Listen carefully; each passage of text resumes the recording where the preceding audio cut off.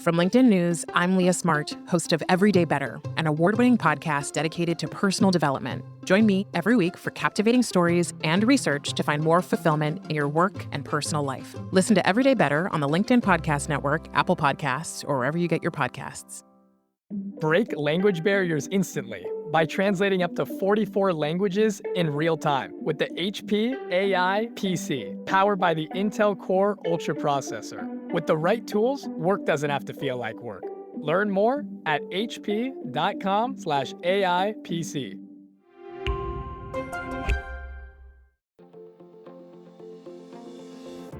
Hello, my friend, and welcome to another exciting episode of Negotiate Anything.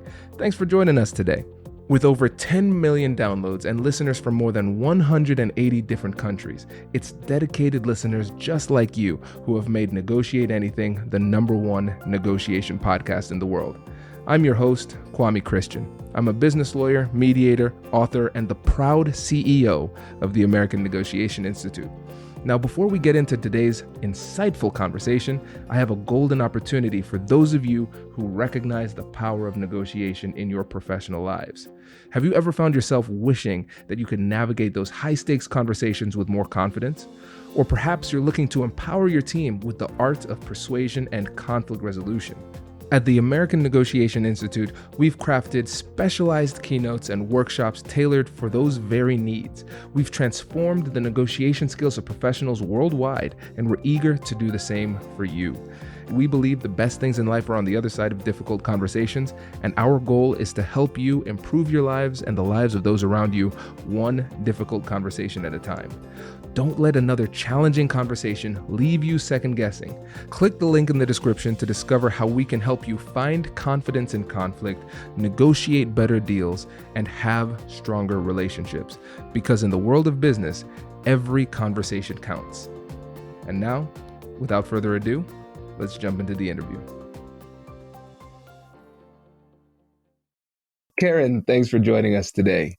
Well, I'm thrilled to be back with your community, and the idea of negotiations is something that everybody does at different points of their life, and so I'm thrilled to be here to visit with you about it again. Yes, we're excited to have you back. Honestly, it's been too long, so we are overdue.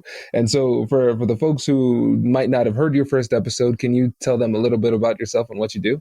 Well, I am a residential real estate agent in the Northern Virginia, Washington, D.C. metro region. I'm what's known as a mega agent, which means I lead a team with Keller Williams, and our team in 2020 closed 100 transactions, 100 million. So you can do the math. It's about $1 million average. So we have a very sophisticated clientele. So I really get to practice my negotiation skills frequently because, again, people who buy and sell real estate at that level are usually very sophisticated. I'm also an author of 4 books and the host of the 5-Minute Success podcast. Fantastic. And everybody, we're going to have links to Karen's podcast and all of Karen's books in the description as well. And Karen, that's one of the things that brought us together again, because once I got that email saying that you had a new book, I said, oh my gosh, why haven't I had her back on? So this was a good opportunity for us to get this back together. And so can you let the listeners know about your latest book?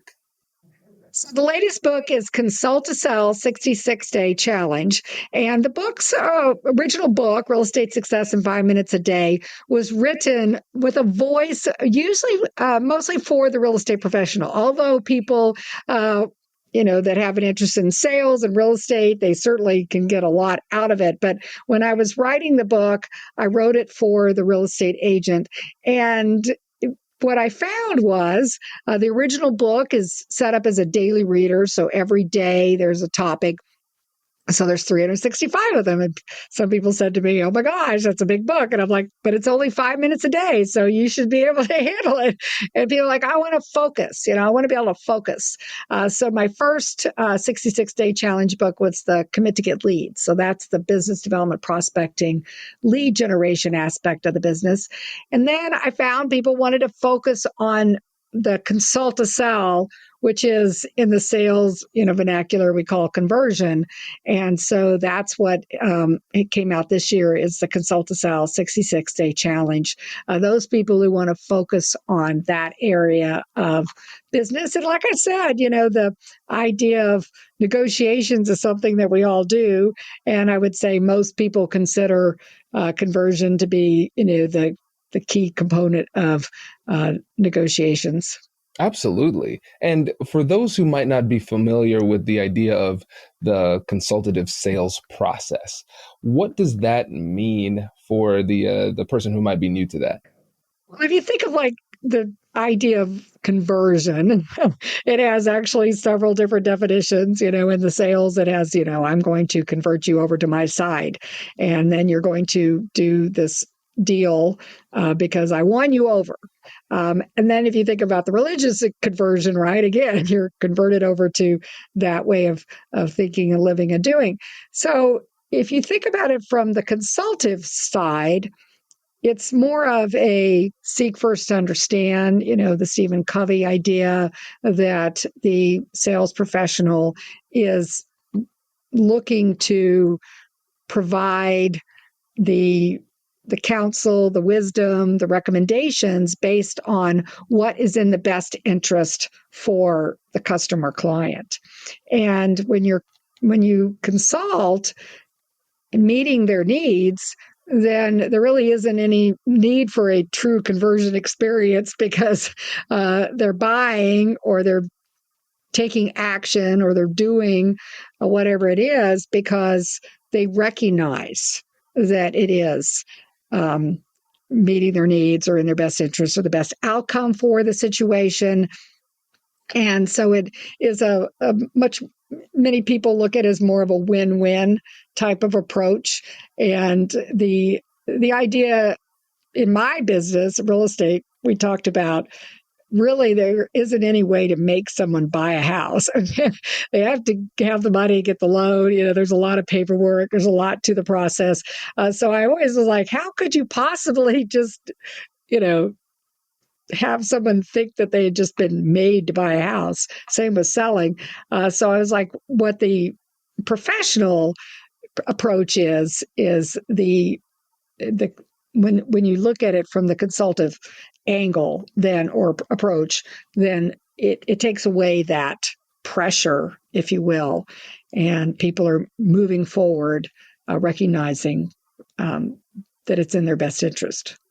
Yeah. And one of the things that's a challenge in this process, in sales in general, is the reality of skepticism. Because when we were preparing for this interview, that was one of the things that you mentioned when I said, well, what is something that people often overlook in their sales process or when they're thinking about how to get to that stage of conversion? And it's the fact that people are skeptical of you as somebody in a sales role. So can you speak a little bit more to the reality of that skepticism, and then we can transition into what you can actually do about it? The salesperson is vested in the outcome because their money is on the line, right? And so that's why I think that comes about, that skepticism. Like, okay, well, you're getting paid. So you're only doing this because you're going to get paid.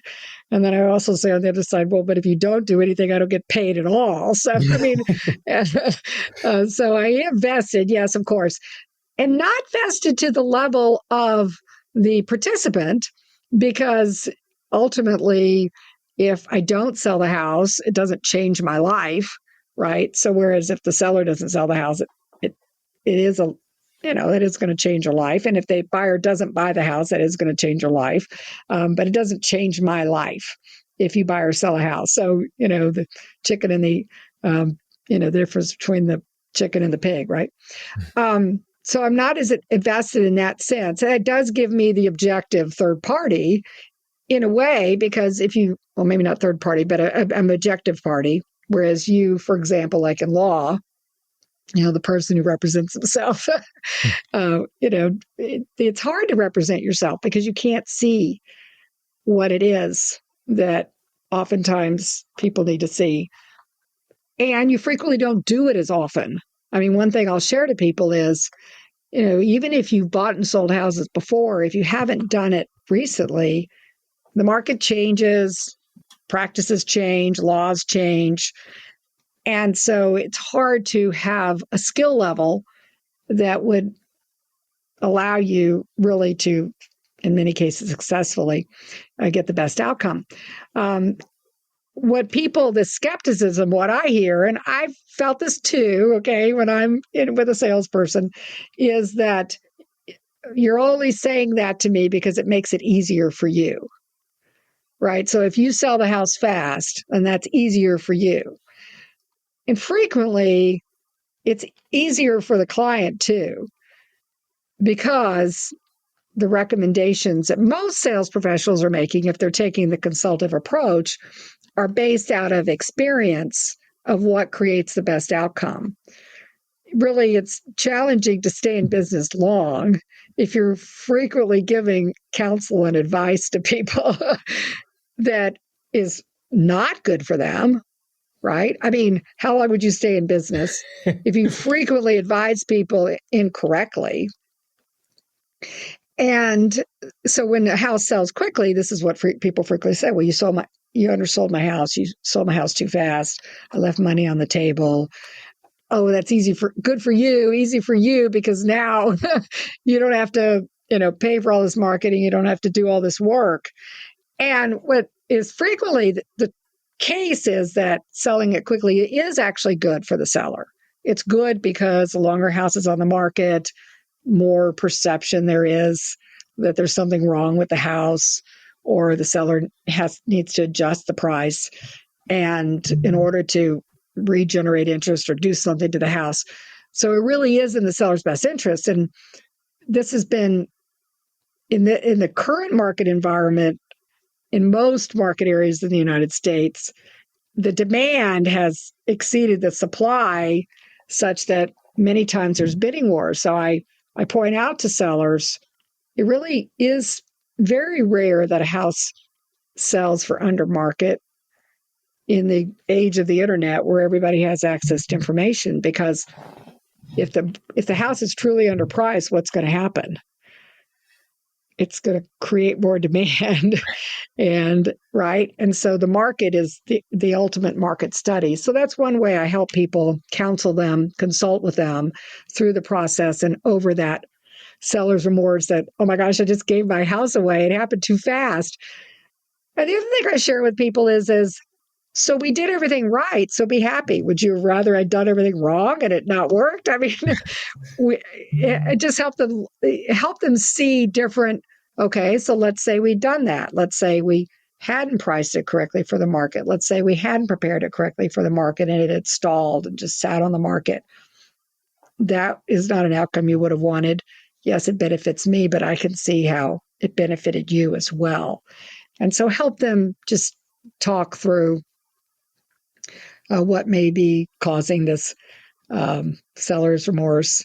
And then buyer's remorse is if they feel like they've overpaid, get caught up in the frenzy. Oftentimes they feel like, oh my gosh, what did I just do? My agent told me to do this. And you're like, no, I didn't tell you to do this. I advised you based on the market conditions, what was going on.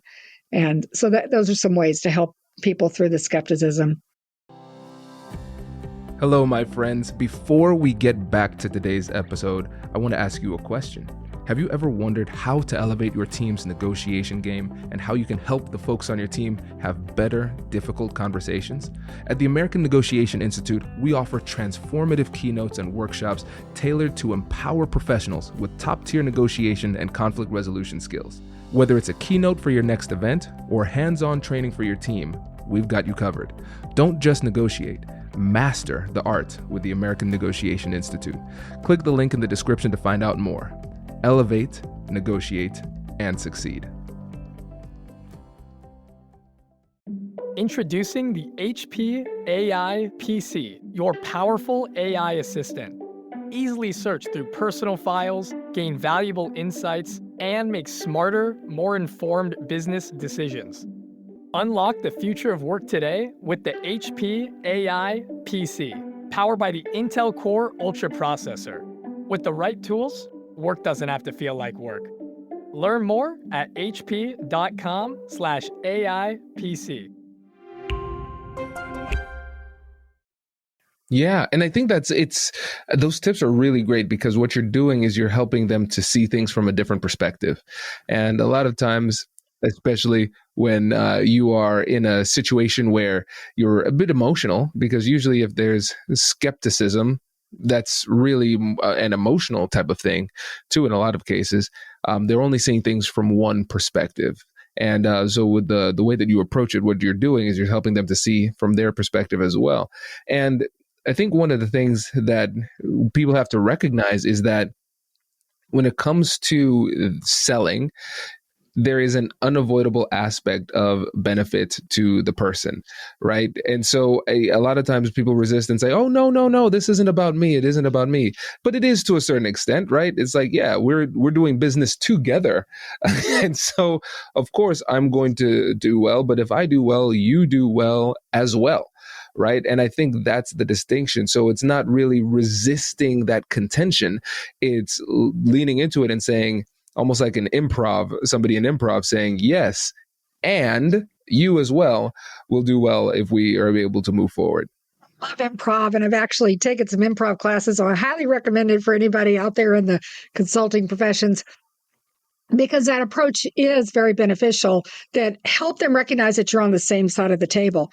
Frequently times I'll, communicate like, thank you for the opportunity to work together on the marketing and sale of your home, because it is done in conjunction. I mean, the seller needs to prepare the home for the market and having good show condition. And, obviously all our staging recommendations are going to be for naught if they leave the beds unmade and the dishes in the dishwasher, right? And so working together. The other thing that I found is there's frequently other people involved in the transaction that you aren't aware of as a professional. Usually family members are sharing their thoughts, the neighbors are sharing their thoughts, the people in the office or on the Zoom call are sharing their thoughts and what worked for them. And I have a friend who's whatever. And so recognizing the fact that there could be what this coming is from this other information, people that are sharing their thoughts. And it's not necessarily the client or customer's perspective, but helping them clear that so they understand it, because otherwise that could cause a concern that maybe they aren't being truly being represented, that your interests are elsewhere, right? Right. Yeah, that makes a lot of sense. And one of the things that I think it was my friend Beth Buelow said when she came on the podcast, she called it the myth of the one-on-one negotiation. Because we always think, oh, I'm just talking to you. And so it's me and Karen in this conversation, and we're going to try to work something out. But it's never just you and the other person. It's always other people. And if you miss that fact, then you're going to be missing out on a very important strategic consideration as you move forward. And so, Karen, in your experience, what do you do when you realize that somebody might be being influenced by somebody who is not at the table with you, somebody who you don't have any contact with? I appreciate you sharing that. I go into it automatically with the perspective that there are other people involved that I just may not be aware of. It could be the father who's helping with the down payment, or the sister-in-law who's an agent in another state, or again, the neighbor who's watching the house. You thought it was vacant, but they're watching the house and they're reporting everything. And so I go into it with that perspective, because then I'm not surprised when something happens. And so whenever any communication occurs, if it's verbal, by phone or meeting or whatever, I often will do a summary and send an email. Just, this is our understanding. This is where we are right now. This is what we discussed. And send that, because oftentimes what will happen is that email will go to the person who's asking the question. And then that way they have a response, because frequently using terminology that they may not understand, really, that there is a difference between an appraiser and an assessor, And when they're trying to explain to someone else, they may get confused with that and use the word in a way that it wasn't meant or wasn't being conveyed. So if you follow up with an email, I've even seen this happen where then my email gets forwarded and it comes back with another set of questions, and then they just start sending it to me. And I'm like, then I understand, right? Seek first. Okay, now I understand where this is coming from. The father who's paying the down payment, helping with the down payment, is a lawyer. And that's where this is coming from. This makes perfect sense now. And so that's exact situation. This young woman who's a friend of my son's, I was like, where is this coming from? And then it became very clear. So it's part of the client service perspective that, again, it's not this, I'm going to get you to see it my way. It's more of like, I'm going to help to understand it on the way you're seeing it, so that then when I provide counsel and information, recommendations, then you'll be able to hear it and maybe even convey it to the person who's asking the question. Yeah, that makes a lot of sense. So it sounds like what you're doing is you are communicating to one person while at the same time knowing that your communication will likely go to somebody else. And by sending the follow-up message via email, you make it so that your words are accurately conveyed to the other person who's not at the table. And I think that makes a lot of sense. And one of the things that I've done in my practice as a lawyer is sometimes when I recognize that there is that third party who is essentially sometimes completely pulling the strings from behind the scenes, I say, if it's appropriate, if it doesn't ruin confidentiality in a damaging type of way, say, hey, how about you bring this person to the conversation? Let's stop this game of telephone. This person could come and have them ask me any questions they want. And I think that approach is really important, not just saying, hey, let me explain it to them. I'm saying, no, they have questions. I'm an open book. They can ask me whatever questions they want. And sometimes, Karen, what I've recognized is that when I do that and just say, they can ask me anything, that alone gives them the confidence they need to move forward. Just giving that open invitation. I think that's a brilliant strategy. And yes, I would agree that is something that if you feel like that there's somebody that would benefit from having a conversation, that is certainly in order. And in real estate, the challenging thing is that maybe it's the same in law, that people have a lot of street knowledge because it's almost too easy to gather a lot of information right now. It's almost a tsunami overload of information. Discerning that information is what the professional consultant approach is helping people discern that information and to validate that information on whether it's true for this situation. Because there's a reason why we call it location. The laws are different in different states. There's practices in different jurisdictions. I mean, just in the Washington, D.C. metro region, we have 3 jurisdictions. We have, Commonwealth of Virginia, the state of Maryland, and we have the District of Columbia, and they all have completely different real estate laws and practices. Just being inside the Beltway could be its own set of challenges, right? So first kind of help clarify, well, where are you in, this information? Where is it coming from? Sometimes just helps knowing that first. Because before, the professional used to be the keeper of all the information, right? Now the consumer has access to a lot of information, and they think that because of that they have a certain understanding. Sometimes it's just that's where we really have an opportunity to consult well, is to help people discern it.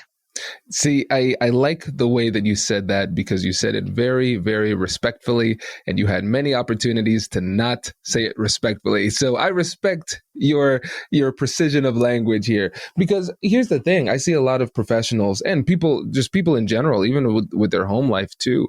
When somebody does a lot of research because it's something that they care about, and they go and they try to read the tea leaves and figure it out for themselves.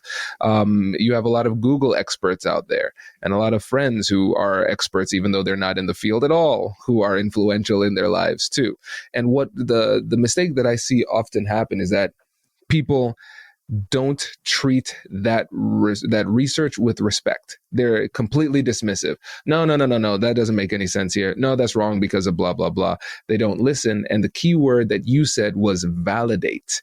And what ends up happening is that invalidation causes the person to double and triple and quadruple down on that because they say that now their ego has been threatened. Because I worked really hard because I consider myself to be a smart person. And by you instantly dismissing this and diminishing my contribution to this conversation, you are by proxy dismissing me. I will not allow myself to be dismissed. So now I'm going to shove more internet articles into your face to get in your way. And we see conversations break down really quickly. And so from your perspective and your experience, how do we validate that effort and show that we care and we respect them without saying that, yes, you are in fact correct on this very particular issue? Well, things come to mind. First of all, is the classic script of feel, felt, found. I can understand how you might feel. Other people have felt that way before. What we have found. Because as you said, until people have believe that you've heard them and you understand how they feel. If you have a very cerebral person, a very high, C-level person, sometimes you could say, I can understand how you would think that way. Other people have thought that way before. What we have found. The idea is you first validate how they feel or think is valid. Then you say other people have done that. So that felt that way or thought that way before, because that helps them realize they're not alone, that other people have gone through this process before. And then what we have found is not just commiserating with them or recognizing them, but helping them move to solution or to next steps or what they could do. Sometimes, that often is what is necessary or needed. I think we did that scripting when I was on last. So the other approach is to agree with them.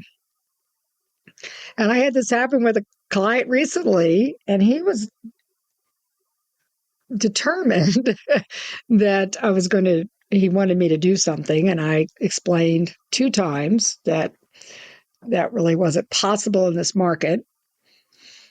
And so the 3rd time I said, yes, the objective is to sell the house. Yes, if this sells the house, let's do it. Let's do it. Let's just do it. I'm on your team. Let's do it. So we did it his way. It didn't work. But that's okay, because now he's like, well, she listened to me. And I was like, if it works, this is awesome. I'm going to do this again. Okay, let's try it. Let's do it. And because what was happening was what you resist persists. So the more I was countering him in his view, not listening to him, giving him all the reasons why it wouldn't work, we couldn't do it, the more he persisted, right? And so I was like, okay, this isn't working, so let's try a different approach. So I was like, okay, well, let's try the approach of agreeing with him. So sometimes it's helpful to let people, we find this in the current market environment where it's very robust and a lot of price ranges and locations. And so there's multiple offers and escalation clauses and waiving of contingencies. And that's a lot of buyers are just like, I want to do it my way. And so you let them. You say, yes, let's do it your way. I want you to respect the fact that this is your approach you want to take. And then you help them learn from that and see why it didn't work. And then sometimes you can recalibrate. Sometimes it takes 3 or 4 times. Right. And that approach is so counterintuitive because I think a lot of people come in with the assumption that I need to get them to agree. The only path to victory in this conversation for me is if they concede, change their ways, and come to my side.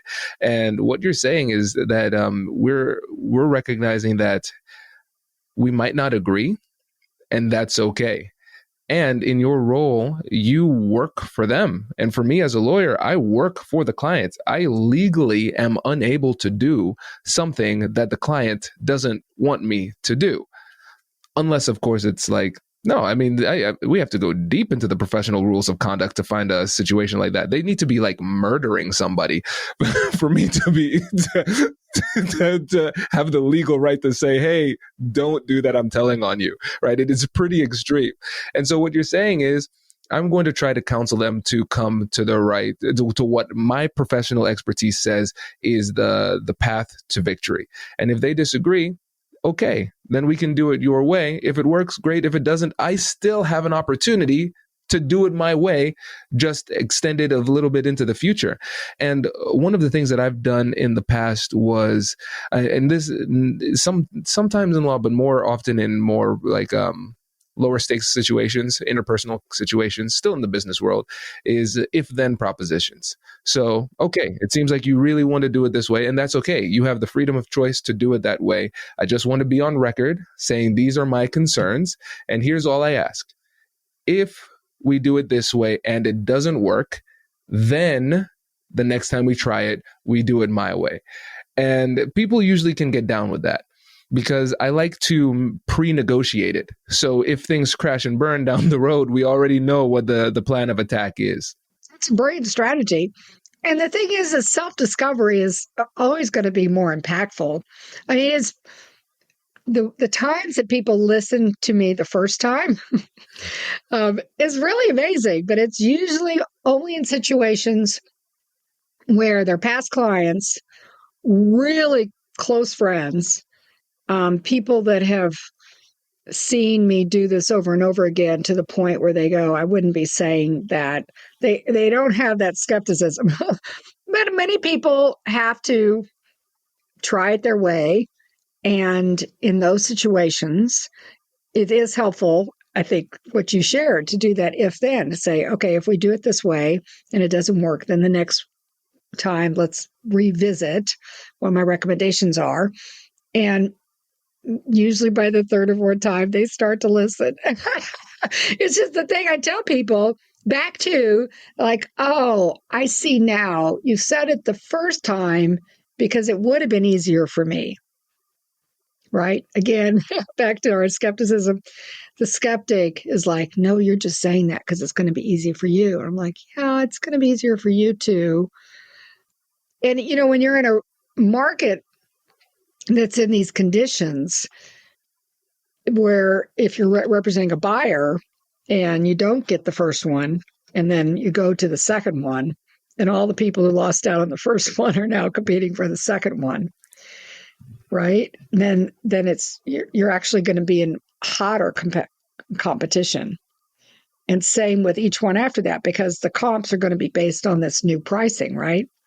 And you're going to have more people coming after the next one. That's what's happened. That's what's driven this rising market. So really, they would have been better off they'd listened the first time. Wow. No, it's true. It's true. And I think it just shows, especially in your industry now in real estate, but in general, how powerful that consult to sell model is. I think the days of the hard sell are behind us. People are very resistant to that. And so allying with the person in front of you and really working with them to create that true win-win, I think that's the way to go forward. And so that's why I'm so excited about this new book for you. And so as we wrap up here, I want to give you another opportunity to let folks know about the new book and also how they can work with you and learn more about what you do. Well, thank you for having me, and I appreciate the opportunity to visit with you and your community.